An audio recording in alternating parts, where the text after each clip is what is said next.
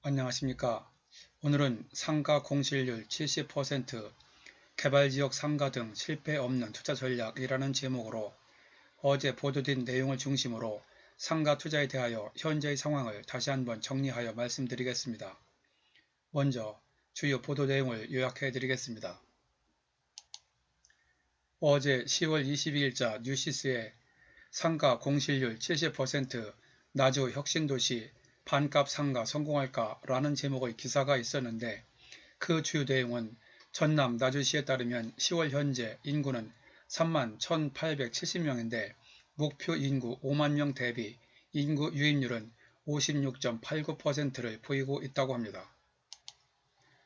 하지만 인구 3만여 명이 거주하는 도시에 상가 수만 1만여 개에 달하는 기형적인 구조를 보이고 있어 인구 3명당 상가수가 1개꼴인 가운데 문을 연 상가는 3천여 개, 약 30%에 불과하고 나머지 70%는 공실로 방치된 채 놓여 있다는 것입니다. 문제는 앞으로도 상가가 더 공급될 예정이어서 상가 수는 폭발적으로 증가될 것으로 예상된다고 합니다. 현재 나타나고 있는 인구수 대비 상가 공급 과잉 불균형 현상은 더욱 심해질 것으로 우려를 낳고 있으며 이러한 위기를 해결할 방안으로 과잉 공급 상가의 공실률을 낮추기 위해 민간 단체들이 자율참여 형식으로 반값 상가 프로젝트가 시작되었지만 앞으로 넘어야 할 산이 첩첩산중이라는 내용입니다. 좀 더 상세한 내용은 관련 기사를 검색하여 알아보시기 바랍니다. 혁신도시는 국가 균형 발전을 위하여 지방 거점 지역에 새롭게 조성하는 도시로 수도권에 집중된 공공기관을 수도권이 아닌 지역으로 이전하고 기업, 대학, 연구소 등의 기관이 긴밀하게 협력할 수 있는 여건과 수준 높은 주거 환경을 갖추어 건설하는 도시로 노무현 정부 때 시작된 국가계획입니다. 행정 중심 복합도시를 세종시로 이전하는 것도 같은 맥락이었었는데 제가 전에 올렸던 40회차 유튜브에서도 세종시 상가 경매에서 반값에도 낙찰자가 없다는 내용의 기사와 관련하여 세종시 상가의 현실을 말씀드리면서 그런 현상이 세종시에만 국한되는 것은 아니고 전국 어디서든 개발지역에서 발생할 수 있는 것이다 라고 얘기했었는데 이번 기사에서 본 바와 같이 나주 혁신도시 상가에서 그런 일이 발생했다고 보도가 된 것입니다.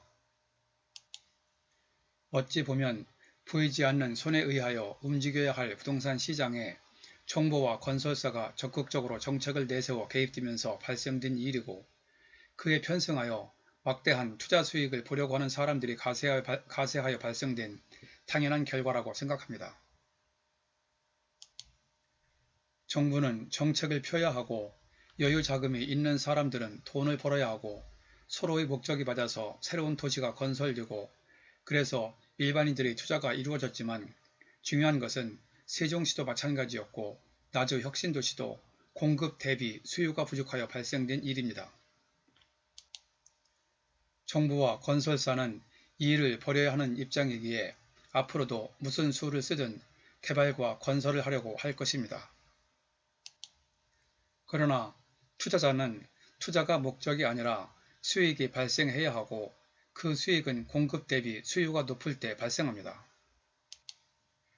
하지만 전에도 몇 차례 말씀드렸지만 앞으로 가면 갈수록 새로운 개발지역, 특히 시외 지역에 개발되는 지역은 자금력을 앞세운 건설사 등에서 공급은 인위적으로 할 수 있으나 여러가지 사회적 요인으로 인하여 수요를 인위적으로 창출하기는 쉽지 않을 것입니다.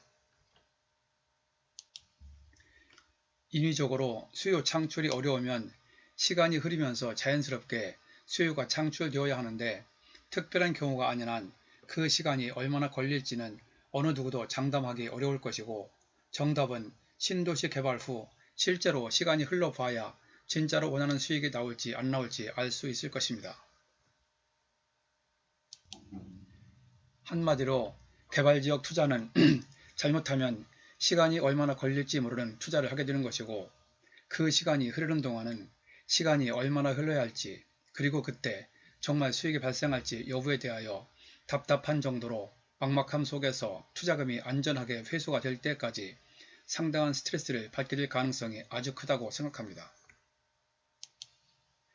그래서 제가 전에 올렸던 27회차 유튜브에서 상가 경매는 차라리 금매가 나을 것이라고 얘기를 했던 것입니다.